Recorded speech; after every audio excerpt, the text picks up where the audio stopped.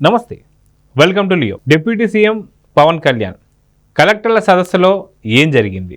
అయితే వీటి పూర్తి వివరాల గురించి మనతో పాటు సీనియర్ జర్నలిస్ట్ కనకదుర్గ వడ్లమణి గారు ఉన్నారు. వారిని అడిగి తెలుసుకుందాం. మేడం నమస్తే. నమస్తే అండి. Madam, deputy CM Pawan Kalyan గారు కలెక్టర్ల సదస్సు జరిగింది.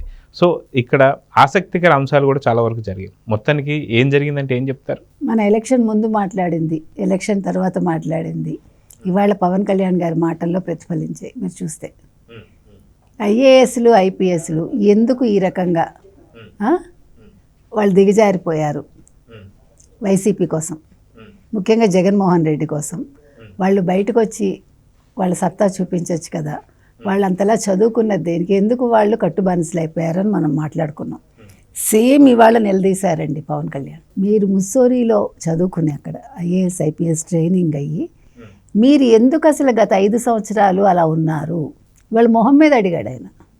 చంద్రబాబు నాయుడు గారు అక్కడే కూర్చుని ఉన్నారు. ఇవాళ ఈయన డిప్యూటీ సీఎం మాట్లాడుతుంటే అందరూ చెవులు అప్పగించి కళ్ళు అప్పగించి విన్నారు. Pin drop silence. ఎందుకంటే చంద్రబాబు నాయుడు గారికి తెలుసు ఇవన్నీ. సో ఇవాళ అదే చంద్రబాబు నాయుడు గారి వాణినే ఈయన వాణిగా వినిపించాడు ఆయన. ఇంకొకటి ఆయన చాలా క్లియర్గా చెప్పారు, ఒకప్పుడు నాకు రాళ్ళు రప్పలే కనిపించాయి హైదరాబాదులో, కానీ చంద్రబాబు నాయుడు గారికి మహానగరం కనిపించింది, నాకెందుకో కనిపించలేదన్నాడు ఆయన. సో చంద్రబాబు నాయుడు గారు బ్రాండ్ ఏదైతే ఉందో అది మళ్ళా ఈరోజు ప్రతిఫలించాలి. ఐఏఎస్ ఐపీఎస్ అంటే బ్యూరోక్రాట్స్ అంటే ఆంధ్రప్రదేశ్ అని చెప్పుకోవాలి. గత 5 ఏళ్లలో బ్యూరోక్రాట్స్ ఎలా ఉండకూడదో జగన్మోహన్ రెడ్డి చూపించాడు. ఢిల్లీలో నేను అదే విన్నాను. ఇప్పుడు గతంలో బ్యూరోక్రాట్స్ అంటే ఏపీ అనేవారు, ఇప్పుడు చంద్రబాబు నాయుడు గారి హయాంలో మళ్ళా మేము అది కోరుకుంటున్నాం. అభివృద్ధికి మీరు బాటలు వేయాలి, అసలు ఐఏఎస్లు ఐపీఎస్లు లేకపోతే అని కూడా అన్నారు ఆయన. నిజమే కదండి. ఇప్పుడు వాళ్ళు అడ్మినిస్ట్రేషన్ అనేదానికి వాళ్ళే కదా కారణం, ఐఏఎస్లే కదా, ఇండియన్ అడ్మినిస్ట్రేటివ్ సర్వీస్.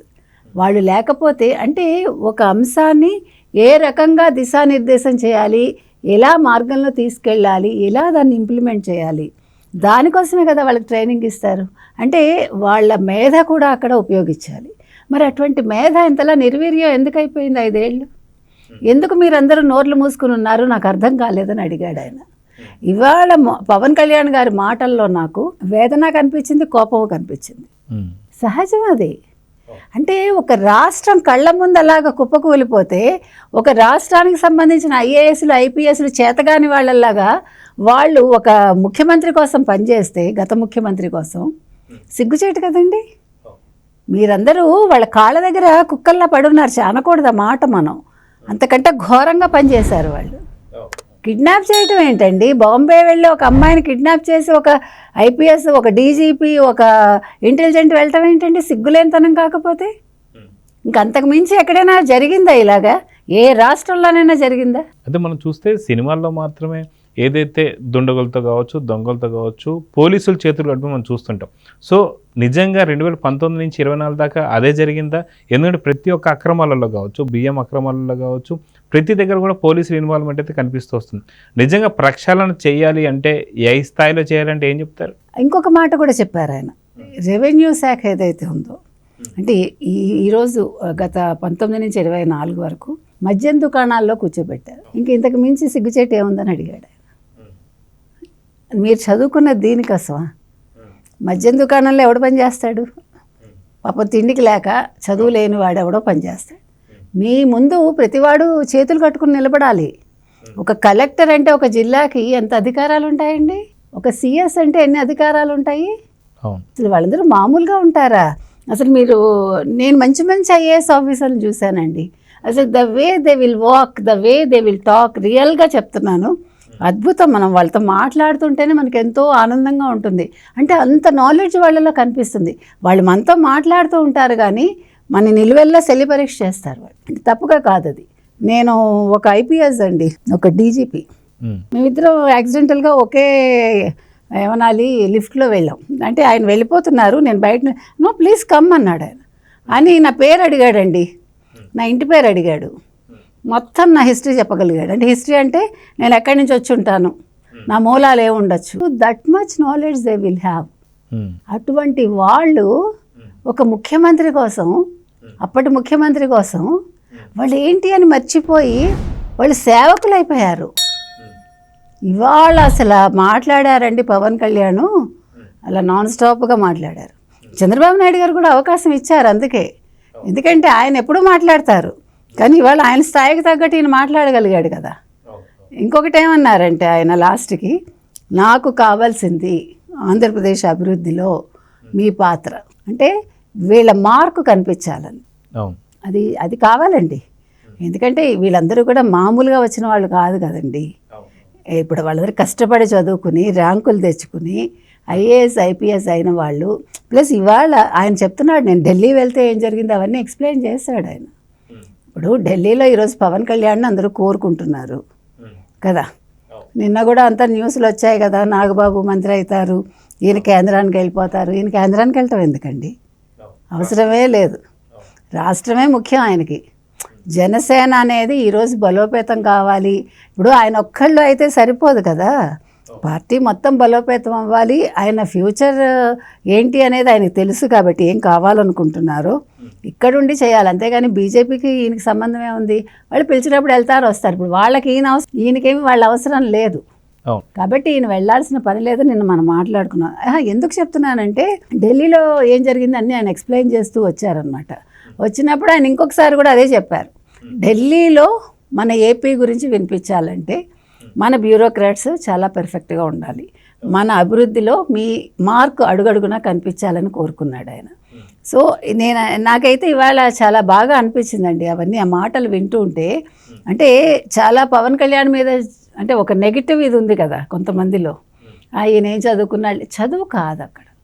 ఓకే చదువుకోలేదు అనుకుందాం, ఆయన డిగ్రీ కంప్లీట్ చేయలేదేమో మనకు తెలియదు, కానీ నాలెడ్జ్ పెంచుకోవడానికి డిగ్రీ ఒక్కటే కొలమానం కాదండి.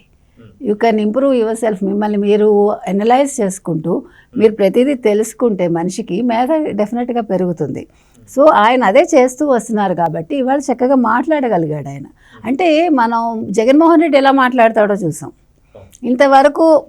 మనకి తెలిసి అంటే మనం ఎన్నో వీడియోలు చేసాం, అది వేరే విషయం. ఒక్క వీడియోలో ఇగో జగన్మోహన్ రెడ్డి ఇంత అద్భుతంగా మాట్లాడాడు, ఇగో జగన్మోహన్ రెడ్డి ఉచ్చారణ ఇంత బాగా ఉంది, జగన్మోహన్ రెడ్డి చక్కటి తెలుగు మాట్లాడాడు, జగన్మోహన్ రెడ్డి చక్కటి ఆంగ్లం మాట్లాడాడు. మనం ఎప్పుడైనా చెప్పుకోగలిగామా ఈ రోజు వరకు?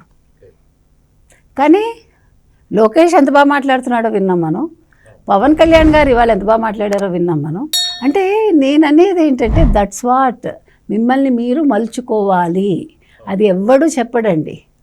మనిషి ఎలా ఉండాలో ఎలా మాట్లాడాలో నడవడికని మనకి మనమే ప్రతిరోజు ఎనలైజ్ చేసుకుని ఓకే నేను ఇంకా ఇంప్రూవ్ అవ్వాలా, ఇంకా తెలుసుకోవాలా అనేది ఇవాళ నేను పవన్లో చూశాను. So that is what happen today. అయితే ఈ ప్రసంగం తర్వాత ఈ మీటింగ్ తర్వాత ఖచ్చితంగా ఒక కొంత మార్పు అయితే మనం ఎక్స్పెక్ట్ చేయొచ్చు అంటారా? ఖచ్చితంగానండి. అంటే ఇవాళ ఏం జరిగిందంటే ఇంకొక విషయం ఏంటంటే ఇక్కడ ఇంకా ఎవరైతే వైసీపీ కొమ్ము కాస్తున్నారో వాళ్ళని మాత్రం ఏర్పడేయాలండి. అది మాత్రం ప్రభుత్వం ముందున్న పెద్ద టాస్క్ అది, అవునా కదా? వాళ్ళని ఏరిపడేసి నిజంగా సిన్సియర్గా అనుకున్న ఆఫీసర్లకి ఇంపార్టెన్స్ ఇవ్వండి.